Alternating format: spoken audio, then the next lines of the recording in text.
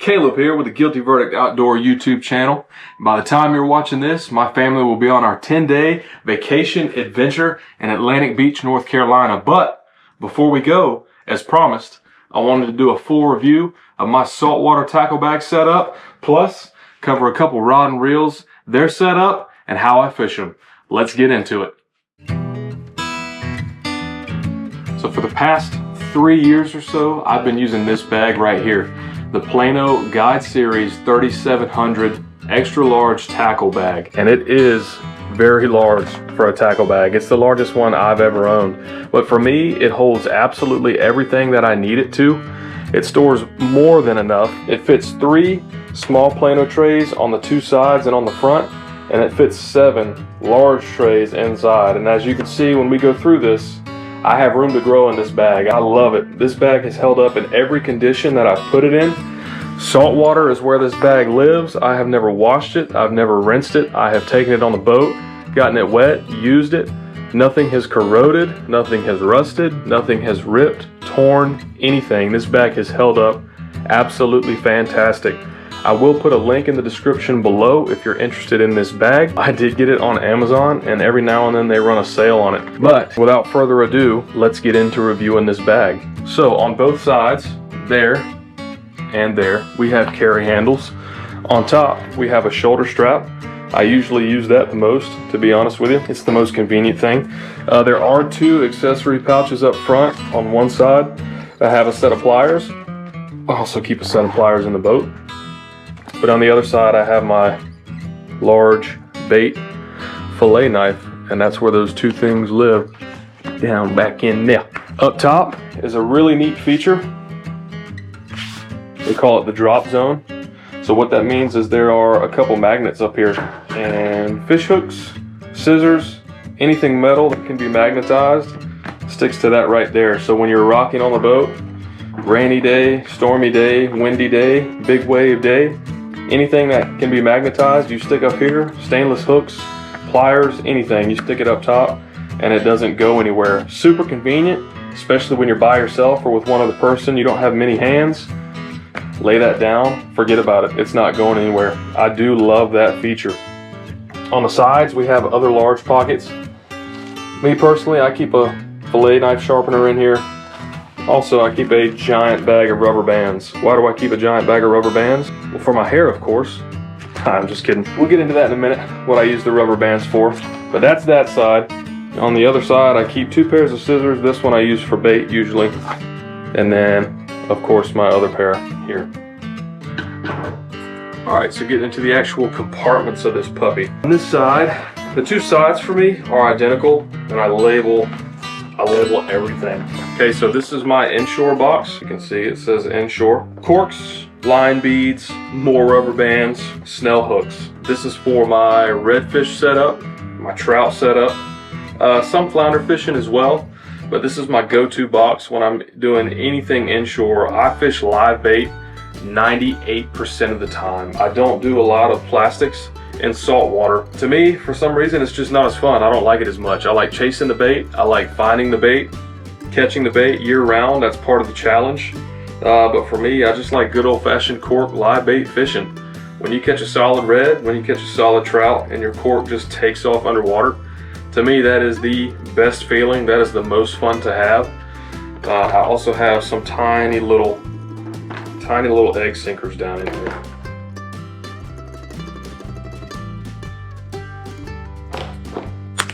And that about does it for that side. The other side, I did set up the same way, but I ran out of room, so I put nothing but corks in here.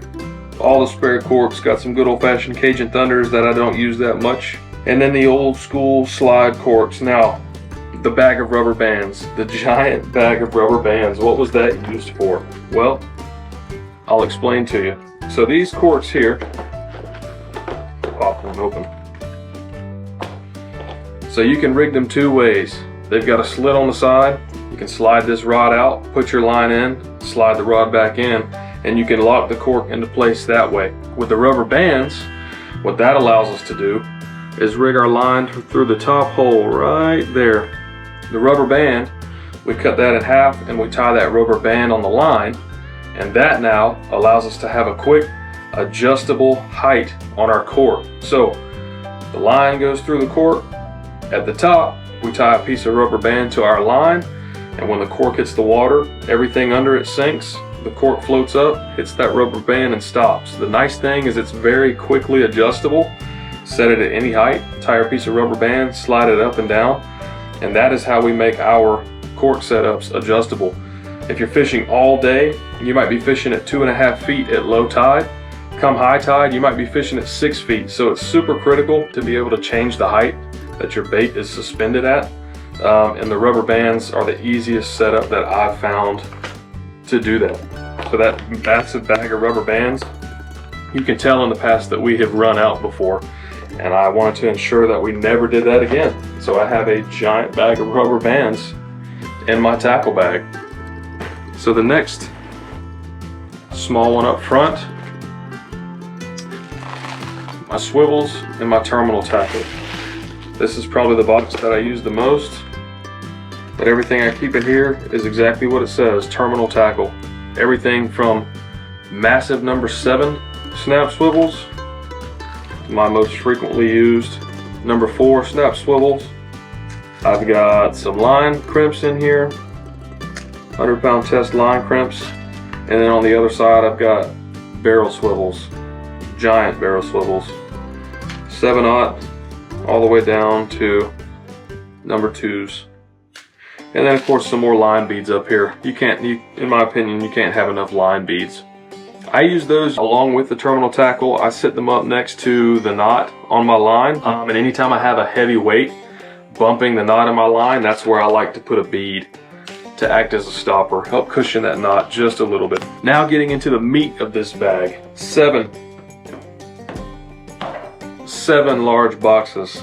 Currently I only use 4 of them. The other 3 are sitting completely empty. I haven't found anything yet to fill them up with. Probably if I do fish plastics, that's where these will go. More bucktails, more jigs, things of that nature can go in here, and probably will over time, but for now, what we do, what we use, this is more than enough. So box number 1 is nothing but sabiki and bottom rigs. So sabiki rigs, it's the rigs for our bait. Anytime we're catching menhaden or greenies as we call them also, pogies, that's what we use to catch them. This box is full of absolutely nothing but sabiki rigs. They're all the same, a couple different colors, a couple different brands. You can get a giant pack of these on Amazon, which was great because I got those about 2 years ago and we have not yet gone through them. If you know anything about sabikis, they're kind of a one and done. There's no good way to store them unless you have a dedicated sabiki rod. I have no dedicated sabiki rods whatsoever. So sabikis, once you use them, they're more of a pain to store than they are to just throw away. So it's nice to have a surplus of sabikis so that you can use them and toss them whenever you're done. On the other side back here, we've got just some good old over-under bottom rigs. Whenever we go to Atlantic Beach, when we fish the pier head there, this is our go-to. Great rig for flounder, croaker, whitefish, any bottom dwelling fish. I've even caught juvenile cobia on these rigs. Absolutely love these rigs. We will probably buy more whenever we go up. We generally buy some every year, but you can never have too many. But I keep these grouped together, the sabikis and the bottom rigs. So that's that first compartment. Next compartment after that, my jigs, my spoons, and my planers. So generally, when we use planers, we're only going for bluefish or Spanish mackerel. There's not much else that we fish planers for, so our box doesn't have to be very big. I fish number 1, 2, and size 3 planers. Those are the depths that we like to fish at. That's usually what we do. So I keep multiple of each size, the bigger number 3s, and the tiny number 1s. Keep those in there, they all fit really nice. A plethora of Clark spoons, some silver, pink, green, gold, pretty much any color they sell is what I keep in here. We've also got their stick jigs. Love their stick jigs for casting. If you come up on a school of bait or on a school of mackerel, fantastic, fantastic casting lures. The Clark Spoon stick jigs. I like the silver, and I like what they call chartreuse, which actually has some gold in it, but it's more green than gold. Bucktails, don't fish those frequently, but we will cast these as well. They're more of a jig, but you can cast them. Some jig heads, and then some good old planer weights whenever you do need that planer to sink just a little bit more. But that's everything in that box. Hooks. Whenever we go up to Atlantic Beach and we hit the tackle store, I'm gonna have to resupply on some hooks when we get up there, but all of my saltwater hooks fits in this box here. I've got everything from 8/0, 9/0 circle hooks, big old things, to 7. We've got straight shank hooks, down to our tiny little hooks that we use for those over-under rigs, those little bottom rigs. Pretty straightforward box. It's my hook box, everybody. Pretty easy. And last but not least, the heaviest box in the bunch is my weight box. Everything from 8 ounce down to 1/4. Same thing, anything that has to do with keeping a line at the bottom, i.e. weight, goes in this box here. I got plenty of beads down in that box as well, because again, that's the application that I use the beads for. Anything that comes in contact with a knot, when I tie my line, I like to have a bead there just to dampen the blow. In other words, if I have this 8 ounce egg sinker going straight to my hook, I don't want this weight, when it gets casted or hits the bottom, I don't want this weight slamming into the knot of my line. So instead, I tie a line bead on there, and now the weight hits the bead, and the bead is what hits the knot. And that dampens the blow a little bit and helps not wear out your ends so much. It's a nice little trick that somebody taught me years ago, and I still use it to this day. That's the tackle bag in a nutshell. If you would like to get this bag yourself, I highly recommend it. I've had no issues with it whatsoever.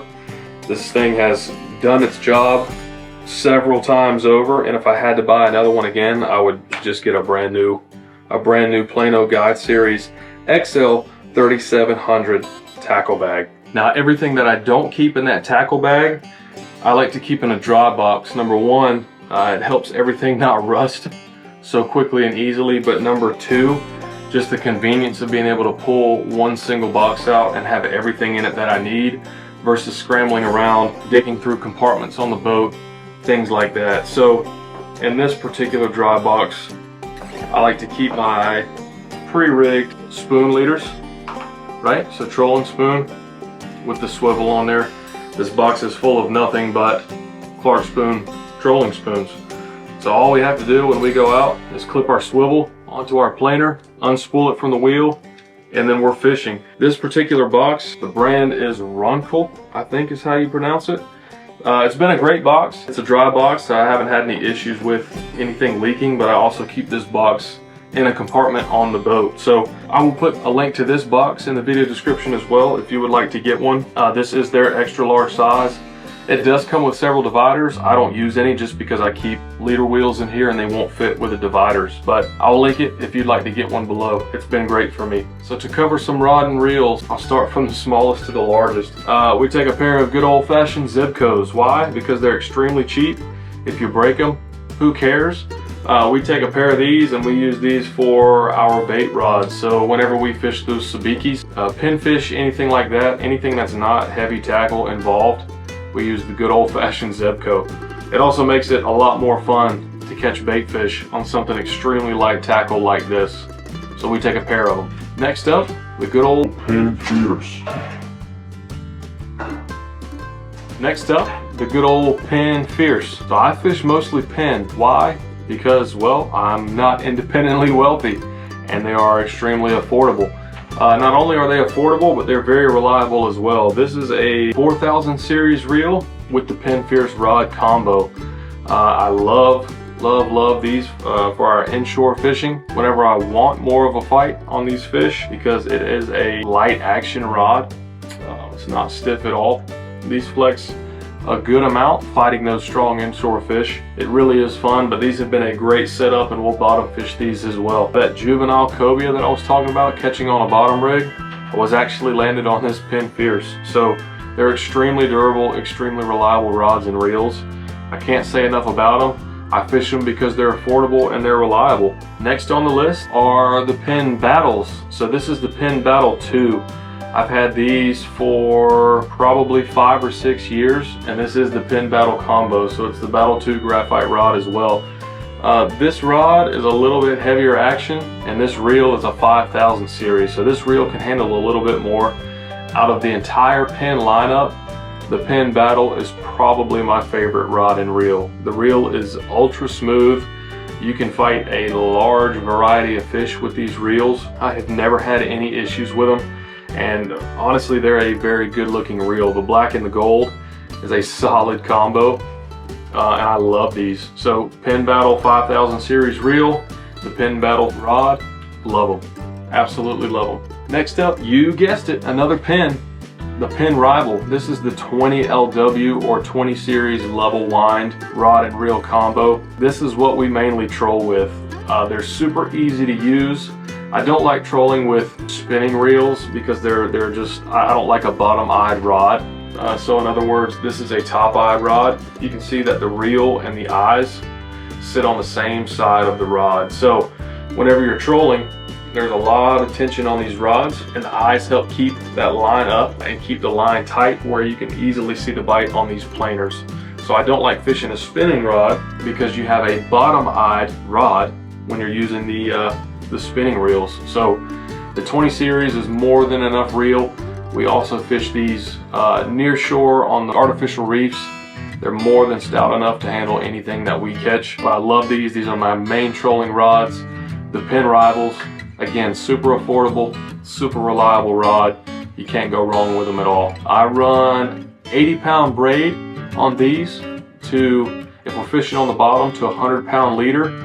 But for our planers, for the leader setups, it's 30-pound monofilament on those leaders. But yeah, I can't say enough about Penn. I love them, and that's what I run. So next up is actually a Daiwa. The only reason I deviated is because West Marine was having a giant sale, and I happened to be in there one day.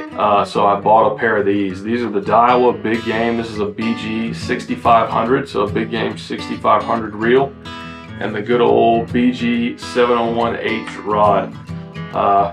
Pretty giant spinning reels, pretty giant rods. We use these mostly for our bottom fishing when we're trying to target larger cobia, big sharks, things like that, and you need some rear end on it. This is the easy go-to. They held up. Actually last year, my old man snapped one of these rods. Got hung up on the ship of an artificial reef. Pulled it a little bit too hard, and it actually snapped. So I'll be replacing that rod this year when we go up, probably with a star rod, just because they're made right there in Morehead City. I love star rods. I've had them in the past, but for now, I've got a pair of the good old Daiwas, the BG 6500. So last but not least, another Penn. The biggest rod and reel setup that I own is the Penn Squall, the 50 LD. Pretty big reel, not the biggest, but for me it is a large reel, and it's the Squall combo. So a Penn Squall, heavy graphite rod as well. Big game fish, big game trolling. If we were to do any, this would be our go-to. This, I have not met a fish that we have tried to catch that has been able to beat this rod and reel. I love this thing. It's stout. It is a workhorse for all the fishing that I do. This handles absolutely anything that I throw at it. Same thing, 80-pound braid setup. This normally gets the bottom rig, so 100-pound leader, and the drag settings on this reel I absolutely love. Again, haven't met a fish that's been able to beat it that we've caught. This is the biggest rod and reel combo that I own, and hopefully we can put it to the test next week and catch something big on it. Hopefully next week we're able to get into a lot of fish for you so we can have a lot of footage, but I love to give you a little insight about what I use, the way I fish, the things that I do. If you have any questions, make sure to comment down below. I'll make sure to leave those links for the stuff that I have in the video description as well. But like, subscribe, share this video everywhere you can. I love bringing you guys the content, and that lets me continue doing what I do. But we'll end this thing the same way that we always do. We're not the creators of the world or even the masters of it. To survive, you must find your faith. Your faith is what will give you purpose. Your purpose will lead you to adventure, and adventure is always worth the prize. Guys, Christ loves you. I love you. I'll catch you on the next one.